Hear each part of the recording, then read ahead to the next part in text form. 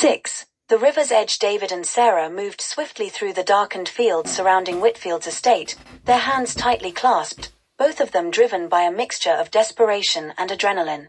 The night was thick with mist, muffling their hurried footsteps, but behind them, the sound of voices and torches cutting through the darkness signaled the presence of Whitfield's men. Every step brought them closer to freedom, yet every heartbeat echoed the reality of their narrow escape. As they reached the riverbank, the moon emerged from behind a cloud, casting a silvery glow over the turbulent waters.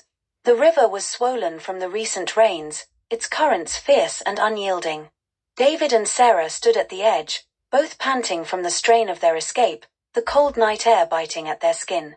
Their hearts pounded, but for different reasons. For Sarah, it was the hope of liberation from Whitfield's grasp, while for David, it was the fulfillment of the promise he had kept close to his heart through months of unimaginable hardship. Whitfield's men closed in, their shouts growing louder with each passing second. David scoured the surroundings, his mind racing to formulate a plan. On the riverbank lay a worn length of rope, tangled among the reeds and branches. Without hesitation, he picked it up, a determined glint in his eyes. He turned to Sarah, his gaze steady despite the chaos around them. "We have no other choice," he said, looping the rope around both of their wrists and tying it tightly. "Whatever happens, we face it together. I won't let Whitfield or anyone keep us apart again." Sarah felt the warmth of his hand and nodded, her face illuminated by the moonlight. She had made her decision the moment she saw David walk into the ballroom. With him, she felt strong enough to face whatever lay ahead. "I trust you, David. I always have." With a final glance back at the men approaching, torches in hand, they steeled themselves. David tightened his grip on Sarah's hand and, together, they leaped into the raging river. The icy water enveloped them immediately, shocking their senses and stealing their breath. The current was ferocious, pulling them into its depths, and the rope binding them together strained under the force of the river. But it held. Their heads bobbed above the water as they fought to stay afloat, gasping for air between waves that crashed over them. The river tossed them back and forth like driftwood, dragging them under only to throw them to the surface moments later. Sarah clung to David, her heartbeat in sync with the rhythm of the waves, her fingers entwined with his. Every time David felt his strength waning, he looked at Sarah, her face determined and unyielding even as the river threatened to consume them. Her presence renewed his resolve. He had come this far, and he would not let the river or Whitfield's hatred take her from him. As they struggled against the current, David realized that this wild river mirrored the struggles they had faced over the last year. Every hardship, every heartbreak, every loss, it had all led them to this moment, together, bound by love, courage, and the will to survive. Chapter 7. The raging current. The river's relentless power became their greatest challenge, each new surge testing their endurance and will. As they were swept downriver, bound by the frayed rope, the water pulled them through narrow passages and past jagged rocks that threatened to tear them apart.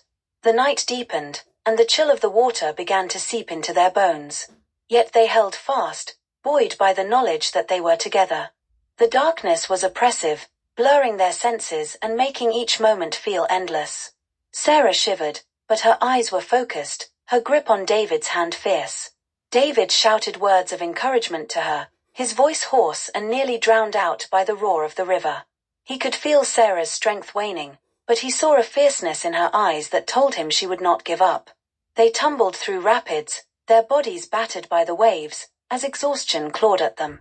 David felt his limbs growing heavier, the current pulling him in every direction, as though testing his resolve to survive. But each time he felt himself slipping, he looked at Sarah, her head above water, her spirit as strong as it was the day he first met her. Hours passed in a blur of darkness and water. Occasionally, they caught glimpses of the forested banks flashing past, distant and unreachable. David struggled to keep his bearings, but the river's powerful currents made it impossible. All he knew was that they had to stay above the water, that each breath was a gift they couldn't afford to waste. At one point, they were dragged underwater, swept into an eddy that churned them around mercilessly. The river seemed to have no end, its force unyielding, its depths endless. Sarah's hand slipped from his as they were tossed apart, the rope tugging and straining against the pull of the current. Panic surged within David as he fought his way back to the surface, searching frantically for Sarah's face in the darkness.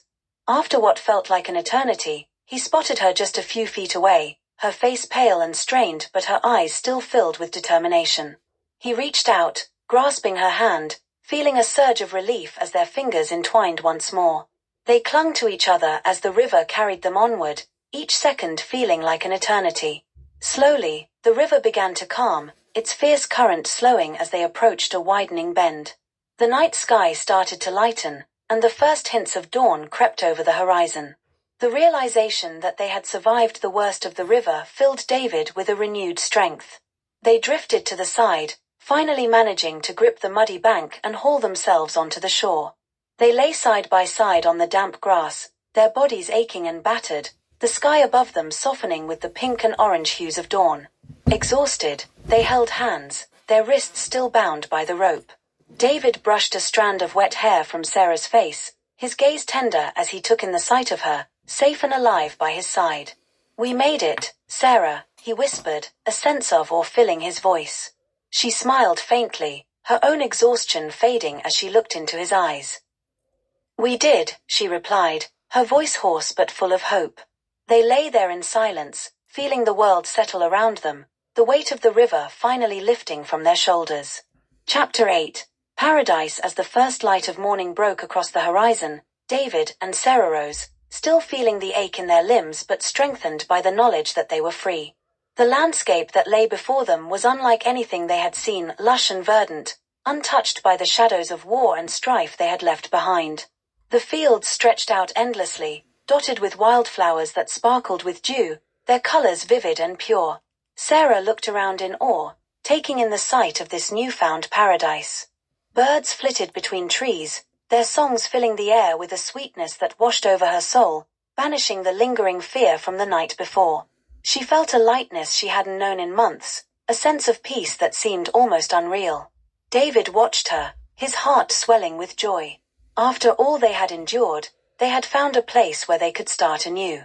The scars of war, the shadows of the prison camp, and the darkness of Whitfield's betrayal began to fade as they walked hand in hand through the fields. The rope still hung loosely around their wrists, a reminder of the promise they had kept, but now it felt like a symbol of their unbreakable bond rather than an instrument of survival.